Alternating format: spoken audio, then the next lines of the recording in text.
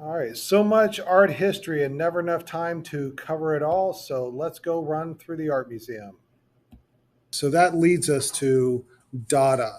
Dada is the first movement in direct reaction to World War One. And Dada is not like other art movements. It is not a small collection of artists who band together to explore a new aesthetic approach to making art. Instead, it should be seen as a belief or a mindset. Dada is much more of an outlook than a style. It is an ideology, and it is a different way of thinking about the world. This is due to the reactionary nature of Dada. It was born out of a moment of disaster, and Dada is a reaction to the shocking and outrageous nature of World War One. They were disillusioned by modernity and disillusioned by the structures that have created the modern world.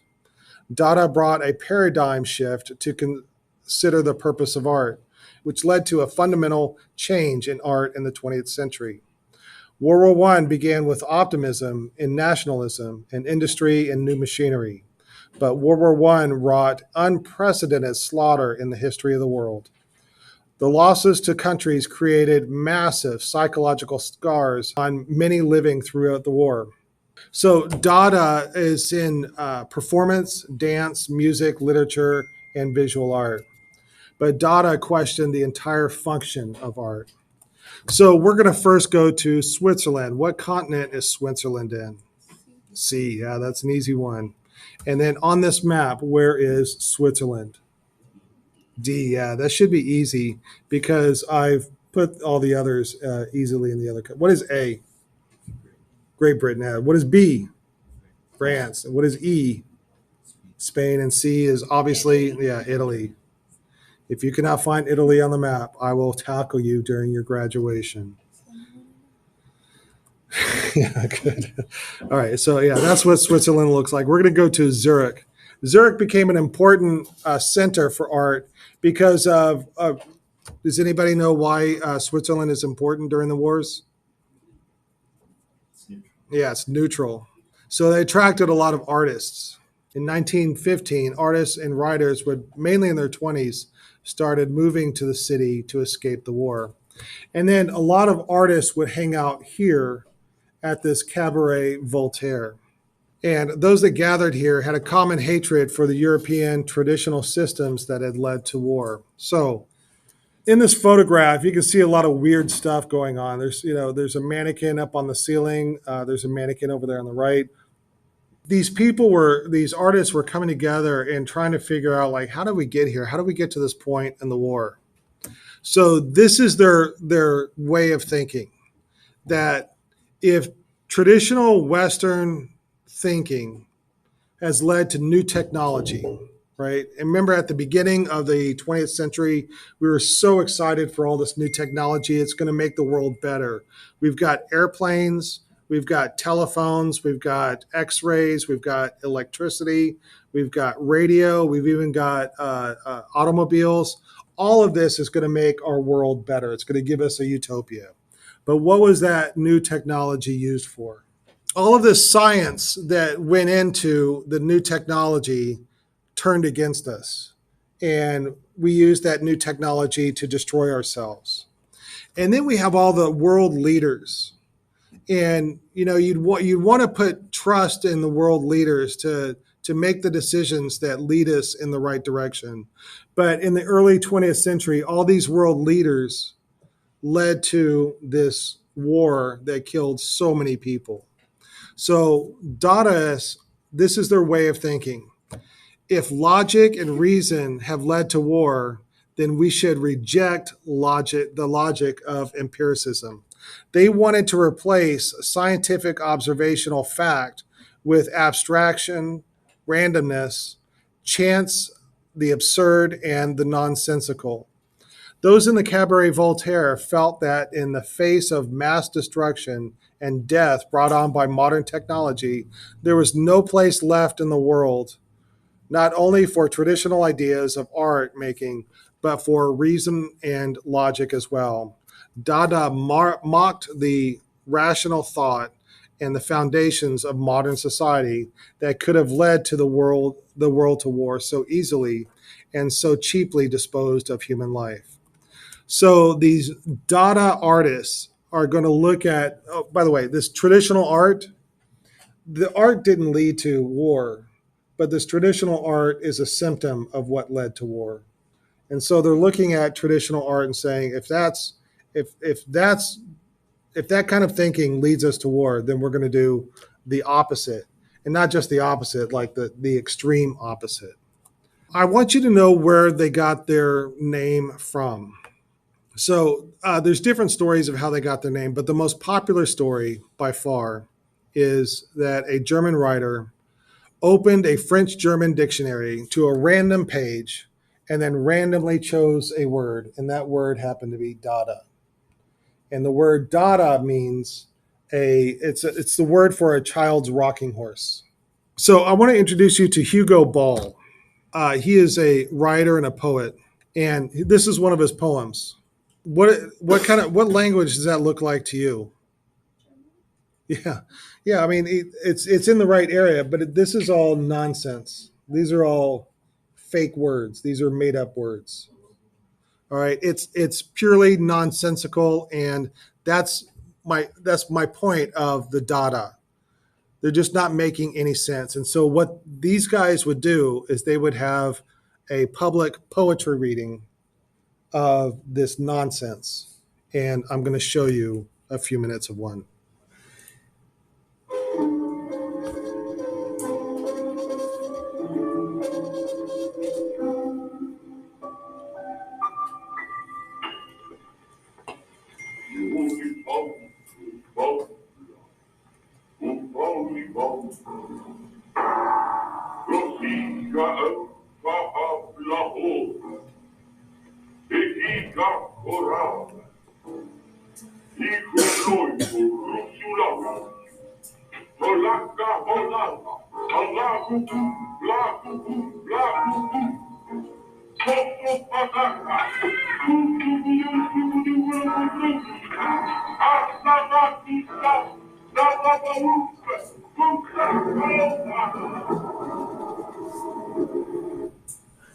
All right, so that is Dada.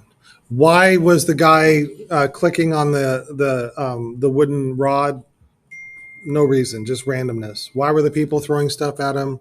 No reason, just randomness. Yeah, so are you guys ready for this kind of art? All right, so our first artwork right here is bicycle wheel. If you do this as a detailed drawing, what was the second part of that? That would be in the spirit of Dada, but no. Yeah. The purpose of the detailed drawing is to look a little bit more closely at something. So yeah, you would, by bringing in a bicycle wheel, that would be in the spirit of Dada, but that would not complete the reason for having you guys do those. All right.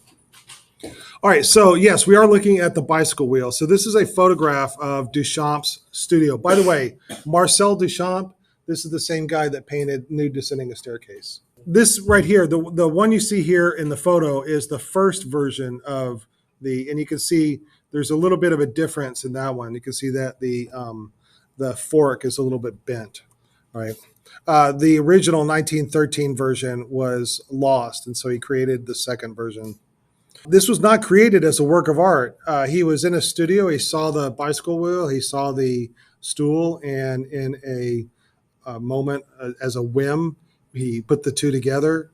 And he liked watching the bicycle wheel spin around. It was mesmerizing for him, hypnotic even. And he liked how the big metal object captured space and movement and time. All right, so this bicycle wheel he called it a ready-made. And a ready-made is when an artist takes a previously produced object and then changes it. So here's different ways you can change the object. You can combine it with another object. That's called an assisted ready-made. Or you can change the orientation of the object. And in a couple of instances, he just signed it. And then you present it as art. So in the case of the bicycle wheel, Duchamp has made both objects unusable. You can no longer now sit on the stool, and the bicycle wheel does not function as part of a vehicle. The ready-made is an ordinary object, often industrial in nature, which the artist selects and sometimes modifies, designating it as art. This strategy calls into the question long-held tenets about the originality of the artist and the uniqueness of the art object. Now, I have some questions for you. Does artwork need to be made out of traditional materials? So over on the left, we have artwork made out of traditional materials. This is a sculpture made out of marble. Here's a sculpture made out of bronze. Here's a painting made out of oil paint. These are all made out of traditional art making materials. Does an artwork have to be made out of a traditional art material? All right. Yeah. So yes. All right. So in 2025, I think it's pretty common that we could all say that, you know, an artwork doesn't have to be made out of these specific things, right? But in 1913, is that the date of this? Right? It was shocking. Does a work of art need to be formed by the hands of an artist to be considered a work of art? All right. So yeah, we have a sculpture here on the left. You can see she's obviously manipulating the clay into a work of art. But here, the artist, all he did for the bicycle wheel is combine two objects together. But that's still using artistic creativity to combine them. He still had to drill the hole, I guess, to put the bicycle wheel through the seat. And then if you think about it, this is nothing new. The Cubists had been doing this. They've been putting in things that they didn't themselves make. The newspaper, they didn't make the newspaper. The oilcloth, the rope, they didn't make that. So they're adding things that are ready, and you can almost consider these as ready-mades. The difference between this and the bicycle wheel is that they did some of their own cutting and drawing and pasting and stuff. All right, so check this out. This is a quote by Duchamp. A tube of paint that the artist uses is not made by the artist, it's made by the manufacturer. So a painter really is creating a ready-made when he manipulates the manufactured object called paint. If we consider a tube of paint a ready-made, then we can also make the argument that the bicycle wheel is no different than a painting. You're calling BS on that? So therefore, this is a ready-made. I can make one. What? So I can actually make art. Yes, you can. Yes. And a lot of people do. All right, here's another question for you. Does an artwork have to be beautiful to have value? Does it need to be aesthetically pleasing to have value? Yeah, I get that. And my argument against that would be the Cubists changed art. Like they came up with ideas that nobody had come up with before, and they were influential to so many others. Therefore, Cubists have value, but it is not as nearly as beautiful as a Raphael painting. All right, so whoops. All right, so often displayed with bicycle wheel is the sculpture in advance of a broken arm. It is just a shovel, all right? So Duchamp frequently assigned humorous titles to the ready-mades, and the title refers playfully to the function of a snow shovel to remove snow from the ground. If you don't shovel the snow, one might slip and fall and break their arm. So I took a photograph from the internet. I went shopping for a snow shovel, all right? And so what is the difference between Duchamp's snow shovel or in advance of a broken arm and the snow shovel that I found online? Yeah, so I mean that why is Duchamp's a work of art and the one I found at the hardware store online? Because he said it's. Yeah, right, because he said it was. Yeah, that's exactly, and he signed it as a work of art. So this puts the shovel into the aesthetic sphere, like an art museum. It's a very cynical act. The artist is laughing at people. Again, traditional art is a symptom of the tradition that led to war. So he makes anti-art to rebel against that tradition. So how do we define what art is? What is its importance? How is this shovel different from all the other shovels made by that manufacturer that year or other companies in other years? In the 20th century, art's value is not tied up in craftsmanship or handiwork or aesthetics. In the 20th century, art's value depends on its ability to transform the way we see. Trying to reconcile how this is art is as tough as it gets. This is a challenge to the notion of what art is, and this is a challenge to the art market. And one of the big changes in the 20th century art is we're moving away from the craftsmanship and the handicraft, like what we see in the Oath of the Horatii, into the conceptual, which is what we see in the snow shovel. Duchamp is saying that art is nothing special. Its value is equal to a shovel.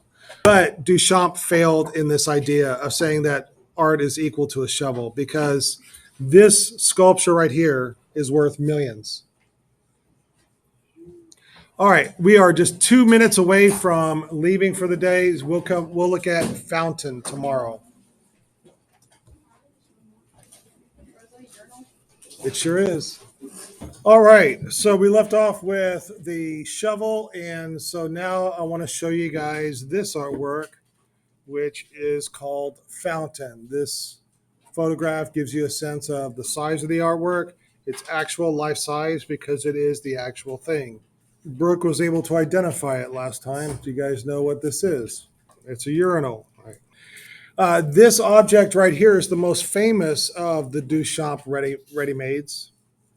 So in 1917, there was an art exhibit put on by the Society of Independent Artists, of which Marcel Duchamp was a member. Here are the rules of the assignment. Pay $6 and you can submit whatever you want. Duchamp went to a hardware store and purchased this urinal, turned it on its side, signed it R. Mutt.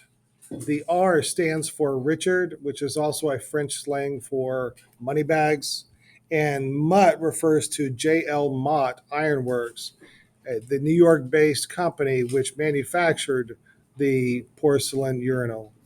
It was rejected by the society on the grounds that it is immoral. Is this an immoral work of art?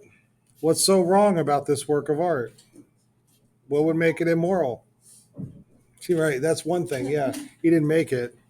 And also, I mean, just, you think about what goes in it, bodily waste goes in it. And so, that's kind of gross.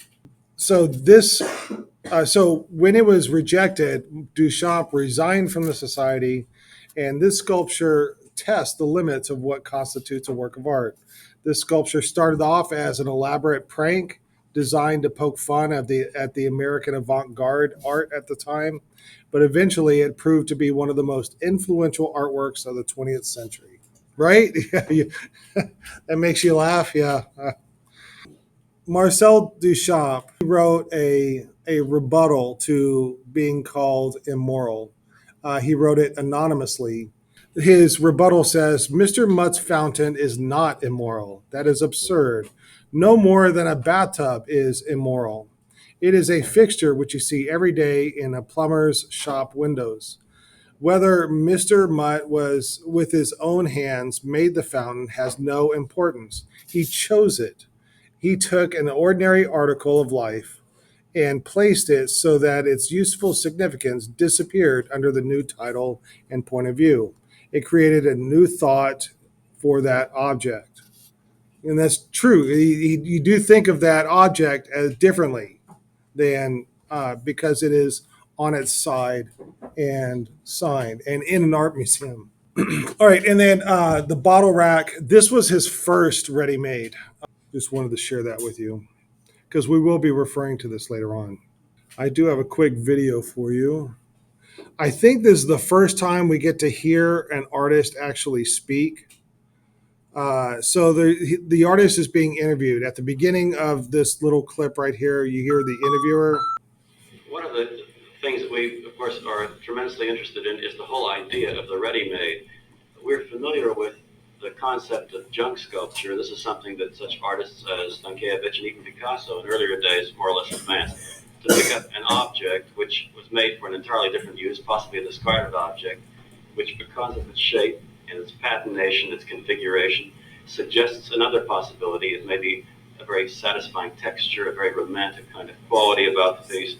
In other words, became a kind of chosen object, but chosen for aesthetic reasons. In what respect does junk sculpture differ from the concept of the ready-made? Let's say, for example, the bottle rack or the bicycle wheel.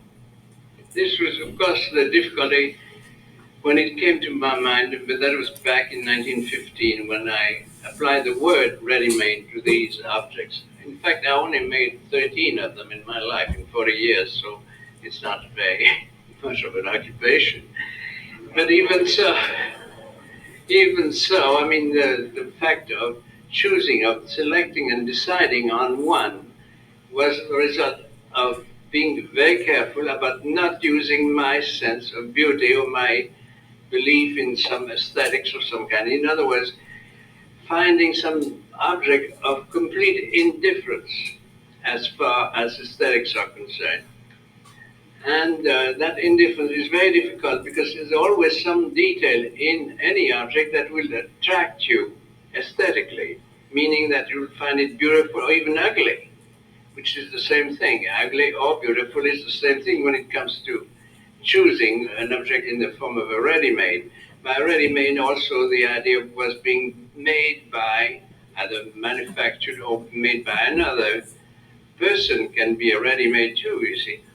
I even remember signing a big painting in a restaurant for the pleasure of calling it ready-made, you see, and of course it was not manufactured. So, of course, I couldn't take the painting with me because it was attached to the wall. But this explains that the difficulty is to make people understand that it was not through an attraction of the beauty of the object that I would call it ready-made. That's why I made so few, because after a certain while, anything becomes beautiful. You know, it takes 40 years sometimes for my, what's it called, the bottle rack to become very, people say, it's so beautiful, and it's the worst compliment they can give me. After the war, and we're going to be looking at Berlin in 1919. Um, this was Germany after the war, and a common name for the Germany was the Weimar Republic, and it's named after a city that's in the center of Germany. But we're going to be in Berlin, and after World War One, Germany is very chaotic. There's a lot of fighting in the streets, and there's a lot of killing going on and rioting, and Germany is just in a really bad shape after the war. And it's during this time that we have what's called the Spartacist uprising, and where we have a group of communists who are called the Spartacists who want to overthrow the government and replace it with a communist government. Obviously, the government doesn't want to be overthrown. They don't want to be communist. And so they use the Free Corps as a way to stop the Spartacists. And so I'll talk about the Free Corps in just a second. Here's a photograph of the Spartacists. They've built a makeshift barricade, just like what we'd see during the French Revolution. Yeah, the French Revolution. Remember, liberty leading the people. They're going over a barricade. And so here's the communists, and then here is the Free Corps. And the Free Corps are soldiers that fought in the war, and now they're being used as like a paramilitary police force to stop these communists at that time.